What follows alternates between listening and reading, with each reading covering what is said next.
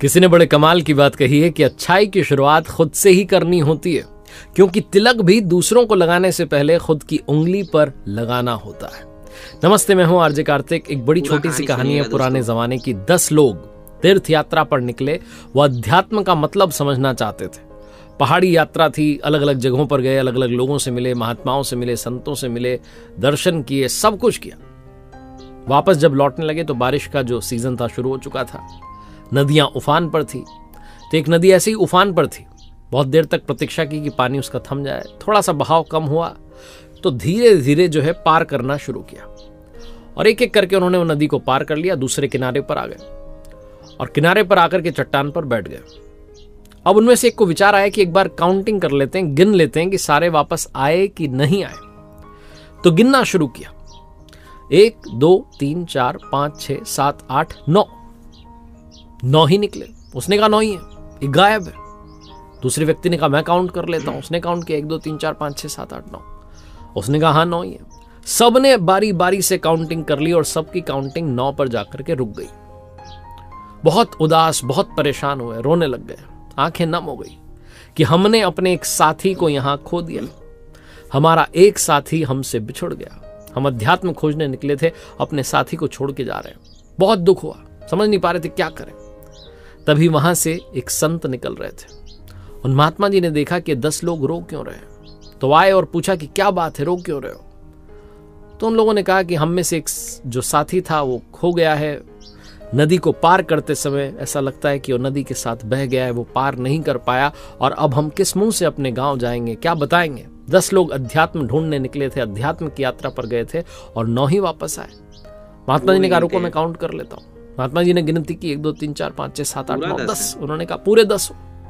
वो बात मानने को तैयार नहीं, बोले नहीं गुरुजी हमारी गिनती देखिए, करके बताइए। गुरुजी ने कहा तुम समझ नहीं रहे हो, तुम गिनती ही गलत कर रहे हो। बोले गिनती पर आप सवाल उठा रहे हो, हमें गणित नहीं आती। गुरुजी ने कहा छोड़ो, जो करना है करो। महात्मा जी अपना निकल गए। सब स्वयं को नहीं गिन रहे थे। 2-2.5 घंटे बीत गए। ये प्रतीक्षा में थे कि शायद वो आ जाए नदी में से बाहर, अगर बह गया हो तो कहीं किसी किनारे दिख जाए, लेकिन कोई नहीं मिला। फिर एक साथी गया, उसने जाकर के नदी के पानी में झांकने की कोशिश की तो उसे अपना चेहरा दिखाई दिया, और वो चिल्लाया कि ये रहा, ये रही वो लाश गहरे पानी के अंदर। दूसरे को बुलाया, भाई मैं हटता हूं, तू देख पानी में। उसने देखा तो उसे भी चेहरा दिखाई दिया खुद का, लेकिन वो समझ नहीं पा रहा था खुद का। इन लोगों ने कभी आईना देखा नहीं था, तो पता नहीं था कि चेहरा कैसे दिखता है। पुराने जमाने की कहानी। तीसरा आया, चौथा आया। बड़े उदास हुए कि वो अंदर है लाश, लेकिन क्या करें। फिर सोचा चलो, 2-3 दोस्तों ने डिसाइड किया हम जाते हैं, लेके आते हैं, तुम लकड़ियां जो है जमाओ, चिता तैयार के लिए। चिता सजाई जाने लगी।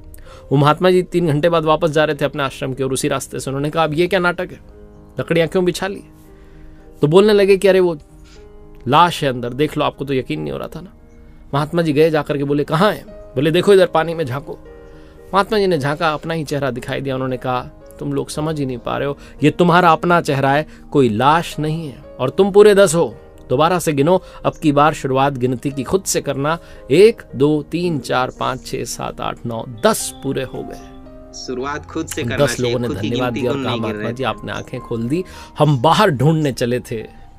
महात्मा जी ने कहा बाहर कुछ नहीं है, जो भी है अंदर है। अपने मन में झांको, अपने आप को साफ करना, स्वच्छ करना शुरू करो, जिंदगी बदल जाएगी। बहुत छोटी सी कहानी है जो सार यही सिखाती है कि हम बाहर ढूंढ रहे होते हैं, बाहर की दुनिया पर सवाल उठा रहे होते हैं।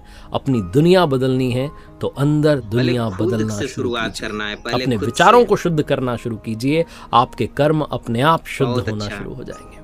एक बार फिर से वही बात जो अक्सर आपसे कहता हूं, कर दिखाओ कुछ ऐसा कि दुनिया करना चाहे आपके जैसा।